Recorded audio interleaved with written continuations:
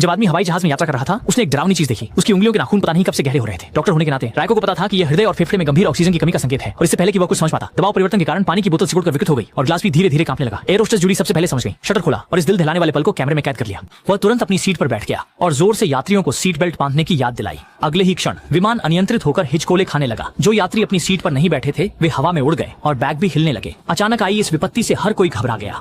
घबराकर वह केवल सहारे को कसकर पकड़कर प्रार्थना करते रहे। जल्दी ही केबिन का दबाव निचले स्तर तक गिर गया। कप्तान ने तुरंत ऑक्सीजन मास्क पहन लिया ताकि बेहोशी से बच सकें, जबकि यात्रियों के मास्क भी स्वचालित रूप से नीचे गिर गए और सभी ने उन्हें तुरंत पहन लिया। लेकिन उन्हें यह नहीं पता था कि इस समय एक यात्री शौचालय जा रहा था। शरीर का झटका उसे दरवाजा खोलने से रोक रहा था। जब उसने पूरी ताकत लगाकर दरवाजा खोला तब तक उसकी शक्ति समाप्त हो चुकी थी और अंततः ऑक्सीजन की कमी में धीरे धीरे गिर पड़ा, बेहोश हो गया। इसी समय रेजी ने भी देखा कि कोई व्यक्ति मास्क न पहनने के कारण बेहोश हो गया है और उसकी भलाई के लिए बिना सोचे समझे वह मदद के लिए दौड़ पड़ा। कुछ लोगों को फिर से मास्क पहनने में सफल रहा, लेकिन जब उसने पीछे मुड़कर देखा तो पाया कि उसकी पत्नी भी बेहोश हो गई थी और वह खुद धीरे धीरे जमीन पर गिर पड़ा। दरअसल विमान के मास्क की ऑक्सीजन आमतौर पर